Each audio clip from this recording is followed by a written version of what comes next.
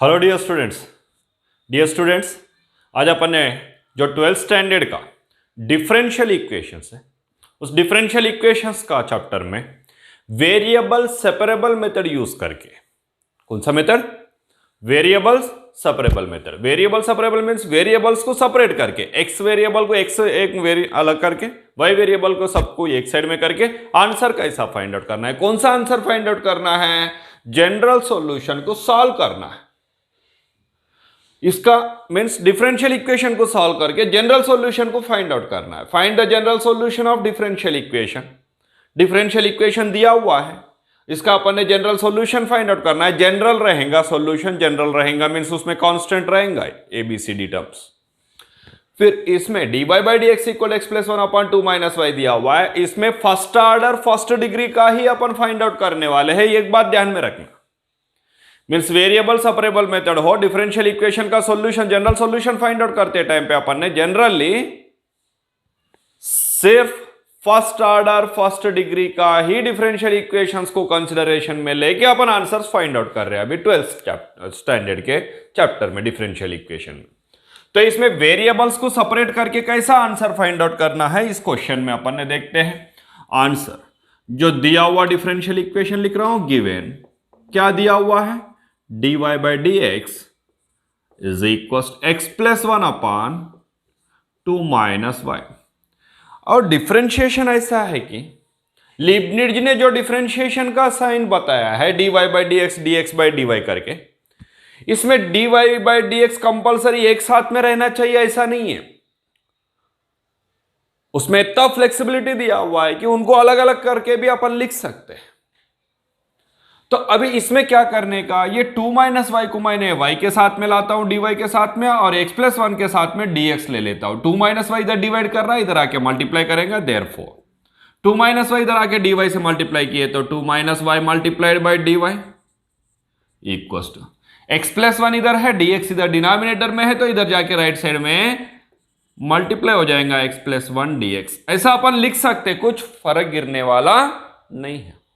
अभी इसमें क्या करना है, फिर डिफरेंशिएशन को अपन ने एलिमिनेट करना है। डिफरेंशिएशन को एलिमिनेट करना है, रिमूव करना है। डिफरेंशिएशन का एंटी डेरिवेटिव को क्या बोलते हैं अपन? इंटीग्रेशन बोलते हैं। मींस दोनों साइड में भी इंटीग्रेट करना है। Therefore by integrating both side, दोनों साइड में भी क्या करते हैं अपन ने, इसमें इंटीग्रेट करते। क्या करना था? वेरिएबल सेपरेट करना था, वेरिएबल सेपरेट कर दिए। y dy के साथ में y वेरिएबल्स रखे, dx के साथ में x variable, means variable separate हो गया। जिसमें वेरिएबल सेपरेट नहीं होता उसका आगे देखेंगे अपन ने। अभी वेरिएबल सेपरेबल सबसे इजी मेथड क्या करना है, अभी इंटीग्रेटिंग करना है। कौन से साइड? दोनों भी साइड में करना है। देयरफॉर क्या हो जाएगा, integration of 2 minus Y dy is equal to integration of x plus one dx. Then integration of 2 is 2y minus integration of y is y square by 2, y square by 2 equals to x का integration x square by 2 plus 1 का integration x plus constant दोनों का मिला के right side में लिख दिया c। अभी क्या करते हैं, अभी एक काम करते हैं, ये पूरे के पूरे को लेफ्ट साइड में राइट साइड में शिफ्ट कर देता हूं। दैट इज, फिर इधर क्या रहेगा, जस्ट जीरो रहेगा। Zero is equal x square by 2 already present है, ये माइनस वाई स्क्वायर बाय 2 इधर आ गए तो प्लस वाई स्क्वायर बाय 2 हो गए, प्लस एक्स ऑलरेडी प्रेजेंट है, प्लस 2y इधर गए तो माइनस 2y हो गए, प्लस सी ऑलरेडी प्रेजेंट है, एज इट इज लिख दिया। That is x square by 2, इसमें भी 2 है, इसमें 2 है, दोनों में से भी 2 को एलसीएम निकाल दिया। लिखना लेफ्ट साइड में लिख रहा हूं बेटा, राइट साइड का इंफॉर्मेशन लिखना लेफ्ट साइड में लिख रहा हूं। साइन वगैरह चेंज नहीं कर रहा हूं, जस्ट लिखना ही लेफ्ट साइड में लिख रहा हूं। 2 का एलसीएम निकाल दिया, इसके डिनोमिनेटर में, इसके दोनों के डिनोमिनेटर में 2 है तो लिखने का जरूरत नहीं है। देन क्या रहेगा, X square plus Y square, 2 into X plus 2x, 2 into minus 2y minus 4y, 2 into plus C plus 2c को c1 करके ले लेता हूं इक्वल टू 0। सर c1 करके क्यों लिया? 2c1 को पूरा उठा के c करके लिख सकते हैं ना अपन। दैट इज एक्स स्क्वायर, ये 2 इधर चले गया राइट साइड में, क्या हो जाएगा 0 इंटू 2 0 हो जाएगा। कितना रहेगा फिर X square plus Y square plus 2x minus 4y plus 2c1 को अपन लिख देते हैं c equal to 0, where c is equal to 2c1, 2c1 के जगह पर c लिख दिया अपन ने। ये क्या है फिर अपना जनरल सॉल्यूशन है। इसमें कितने कांस्टेंट्स है, एक ही कांस्टेंट है, क्योंकि फर्स्ट ऑर्डर डेरिवेटिव में के लिए कांस्टेंट्स कितने मिलेगा, एक ही मिलेगा, विच इज ये क्या है फिर रिक्वायर्ड जनरल सॉल्यूशन। आ गया जनरल सॉल्यूशन बेटा, बहुत सिंपल फॉर्मेट है ना आंसर फाइंड आउट करना।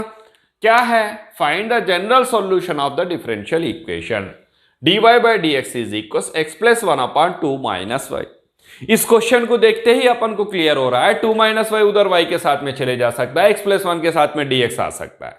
करके अपन ने कौन सा मेथड अप्लाई किए, वेरिएबल सेपरेबल मेथड अप्लाई किए। देन वेरिएबल सेपरेबल मेथड में इसका आंसर कैसा फाइंड आउट करना है, dy by dx is equal x plus 1/2 minus Y, 2 minus Y को dy के साथ में लिख दिए, dx को x प्लस 1 के साथ में लिख दिए। ऐसा अपन ने सेपरेट करके लिख सकते हैं क्या सर, बिंदास लिख सकते हैं, उसके बारे में कुछ सोचने का जरूरत नहीं है। नेक्स्ट इधर dy है इधर dx है, y के साथ में y, वेरिएबल सेपरेट हो गया, x का x के रह गया, y का y को रह गया, dy के साथ में y पूरे आ गए, dx के साथ में x पूरे आ गए। फिर अभी रह गया इंटीग्रेटिंग करने का, क्योंकि अपन को डिफरेंशिएशन को एलिमिनेट करना है। जब तक डिफरेंशिएशन एलिमिनेट करेंगे तब तक क्या नहीं होने वाला है, जनरल सॉल्यूशन नहीं मिलेगा। डिफरेंशिएशन को एलिमिनेट करने के लिए यूज करना है अपन को इंटीग्रेशन। मींस डिफरेंशियल इक्वेशंस में डिफरेंशिएशन भी आएगा और इंटीग्रेशंस भी आएगा। फिर integrating both sides, then integration of 2 minus Y dy is equal to integration of x plus 1 dx। फिर 2 का integration with respect to y 2y, minus y का integration with respect to y minus Y square by 2 equal to x का integration with respect to x x square by 2 plus 1 का integration with respect to x x। दोनों का मिला के इधर या इधर कौन से भी साइड में अपन कांस्टेंट लिख सकते हैं, कंपलसरी नहीं है सर, रेड्डी सर ने राइट साइड में लिखा है तो राइट साइड में लिखना चाहिए। ये कांस्टेंट चाहे तो तुम राइट साइड में लिख सकते हो, नहीं लेफ्ट साइड में लिखना है तो लेफ्ट साइड में लिख सकते हैं, कौन सा भी एक साइड लिखो, एनफ है, दो लिखने का जरूरत नहीं है। फिर ये c1 करके ले लिया मैंने, c1 करके क्यों लेना पड़ा, क्योंकि ये 2c1 को अपन ने c करके लिख सकते हैं उस हिसाब से। फिर उसके बाद में ये लेफ्ट हैंड साइड में जो टर्म्स प्रेजेंट है, ये टर्म्स को अपन ने राइट हैंड साइड में लाके लिख दिए, माइनस वाई स्क्वायर बाय 2 इधर आके प्लस वाई स्क्वायर बाय 2 हो गया, प्लस 2y इधर आके माइनस 2y हो गया, बाकी सब राइट हैंड साइड में ऑलरेडी प्रेजेंट है। राइट हैंड साइड में टर्म्स में डिनोमिनेटर्स में दो टर्म्स के लिए 2 प्रेजेंट है करके 2 का एलसीएम निकाल दिया अपन। 2 का एलसीएम निकालने के बाद में एक्स स्क्वायर और वाई स्क्वायर के डिनोमिनेटर में 2 ऑलरेडी प्रेजेंट है तो वो एज इट इज रह गया, 2 इंटू एक्स 2x हो गया, 2 into minus 2y minus 4y, 2 into c1 plus 2c1 रह गया इक्वल टू 0। अभी ये 2 जो है डिनोमिनेटर में है सो 0 के साथ में मिल गया, रह गया न्यूमरेटर में 2c1 के जगह पर अपन ने c लिख दिए। ये क्या हो गया फिर अपना general solution which is required general solution. और एक भी क्वेश्चन लेके अपन ने फाइंड आउट करते हैं। वेरिएबल सेपरेबल मेथड्स में आंसर फाइंड आउट करना बहुत आसान है, उससे लिए ज्यादा कुछ सोचने का जरूरत नहीं है। बट वेरिएबल सेपरेट करते टाइम पे छोटा छोटा जो लॉजिक्स रहता है वो लॉजिक्स अपन को पता रहना चाहिए, बोले तो अपन प्रैक्टिस ज्यादा करना चाहिए, प्रैक्टिस करने के बाद में आपको ध्यान में रहेंगे। चलो नेक्स्ट क्वेश्चन से सेकंड क्वेश्चन लिया है मैंने। इस क्वेश्चन में भी अपन को डिफरेंशियल इक्वेशन दिया हुआ है, इसका जनरल सॉल्यूशन फाइंड आउट करना है। डिफरेंशियल इक्वेशन ऑर्डर और डिग्री दोनों भी 1 है, ऑर्डर और डिग्री 1 रहने वाला डिफरेंशियल इक्वेशन का ही अपन आंसर्स फाइंड आउट करने वाले हैं इस चैप्टर में अपन। तो ये डिफरेंशियल इक्वेशन को सॉल्व करके अपन इसका जनरल सॉल्यूशन कैसा फाइंड आउट करना चाहिए। फिर वेरिएबल सेपरेबल मेथड अप्लाई करने वाले हैं, दूसरा मेथड अप्लाई नहीं करने वाले हैं। गिवन डीएसओ इक्वेशन पहले लिख रहा हूं मैंने, dy by dx मैथमेटिक्स में गिवन इंफॉर्मेशन ना लेते हुए अपन डायरेक्ट आंसर के पास में नहीं जा सकते, क्योंकि मैथमेटिक्स चलता है अपने पास में जो नॉलेज है उससे। देन ये dy by dx equal 1 plus Y square अपन 1 plus x square as it is लिखा। 1 प्लस वाई स्क्वायर इंडिविजुअल है, 1 प्लस एक्स स्क्वायर भी इंडिविजुअल है, तो 1 प्लस एक्स स्क्वायर को इधर ही लिखते हुए रहने देता हूं, dx को इधर ला लेता हूं, क्योंकि dx डिनोमिनेटर में तो इधर लेके जाता हूं। और 1 प्लस वाई स्क्वायर जो है वो न्यूमरेटर में है तो लेफ्ट साइड में ला लेता हूं। दैट इज क्या हो जाएगा 1 प्लस वाई स्क्वायर इधर आके डिवाइड हो जाएगा तो 1/1 plus Y square dy equal to dx सीधा डिनोमिनेटर में इधर चले जाएगा तो 1/1 प्लस एक्स स्क्वायर dx। हाँ, हो गया variable separate. Exactly, variable separate हो गया। सर ये पूरे के पूरे को लेफ्ट साइड में ला लो ना, बाद में चलता, वैसे भी आंसर कर सकते, नहीं तो ऐसे भी रख के आंसर कर सकते। तो अभी क्या करना है, इंटीग्रेटिंग करना है by integrating both sides.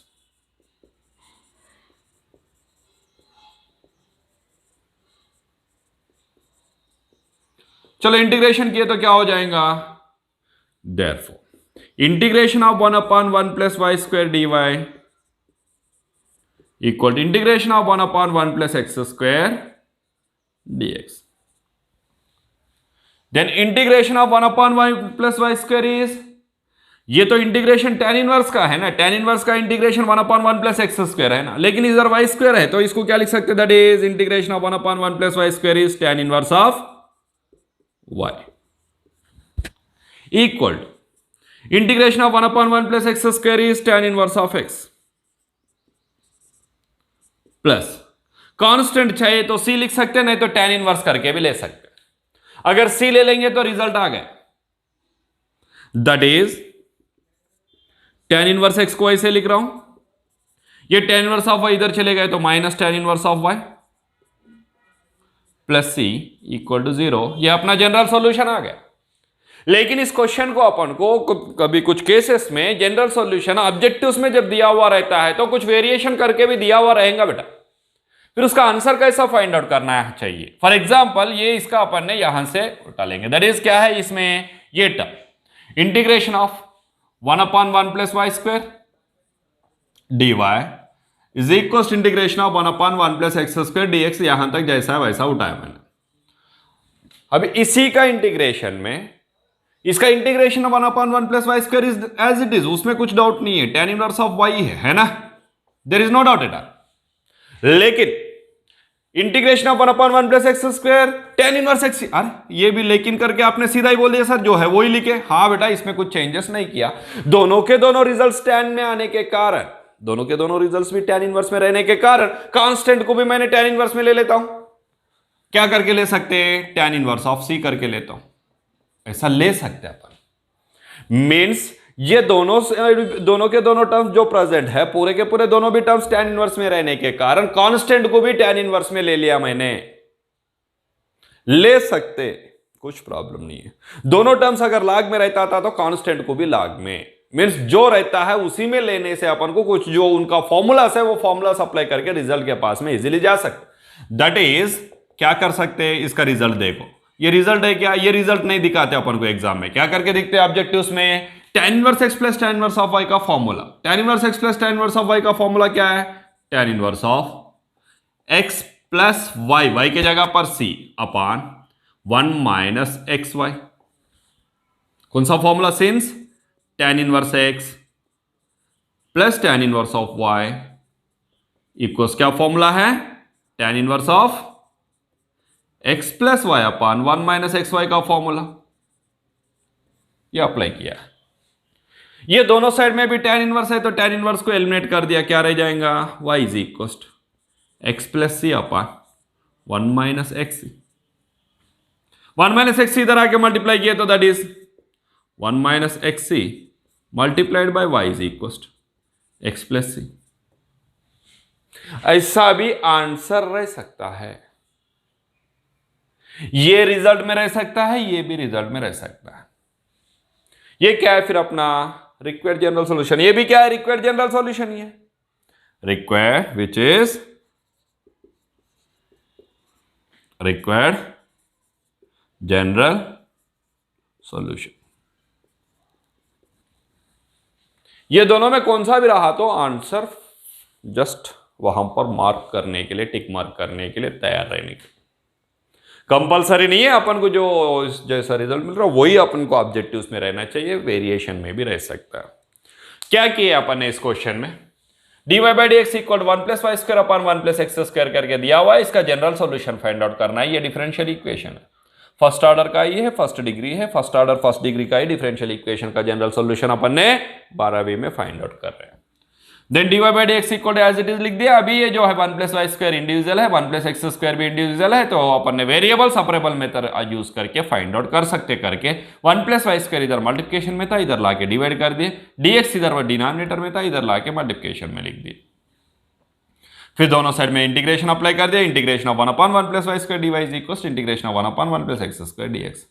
1/1 plus Y square का integration tan inverse of y equal to integration of 1/1 plus x square is tan inverse of x plus c। ये आ गया अपना रिजल्ट। इसको tan इनवर्स ऑफ y को right side में लेके जाके लिख दिया इक्वल टू 0। ये आ गया जनरल सॉल्यूशन। कंपलसरी नहीं है यही रहना चाहिए, ऐसा भी आंसर रह सकता है। मीन्स c के जगह पर अपन ने tan इनवर्स ऑफ c करके भी ले सकते हैं। लिखे तो क्या हो जाएगा, tan inverse x plus tan inverse c जो है वो tan inverse of x plus tan inverse of y का फॉर्मूला में बैठ जाएगा। वो फॉर्मूला में बैठ के ये ऐसा रिजल्ट आ जाएगा। नहीं ये tan इनवर्स ऑफ x को मैं इधर ला लिया तो minus tan inverse of x हो जाएगा। tan inverse of x tan inverse of y minus tan inverse of x भी एक साथ में आके रिजल्ट में रह सकता है। कैसा भी रिजल्ट में रह सकता है। कैसा बता रहे थे सर आपने, ये ऐसा भी आंसर रह सकता है। For example tan inverse of y को उधर लेके जा गए, already tan inverse of x उधर प्रेजेंट है, ये प्लस इधर जाके tan इनवर्स ऑफ y हो गया minus tan inverse of y।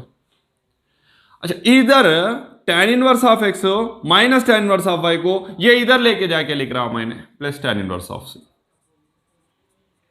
Equal to 0। ये रह सकता है आंसर। नहीं ये ऐसे भी लिख सकते, tan इनवर्स ऑफ y इधर ही लिखा मैंने, ये plus tan inverse of x इधर ला लिया, minus tan inverse of x हो गया इक्वल टू क्या रह गया tan इनवर्स ऑफ c।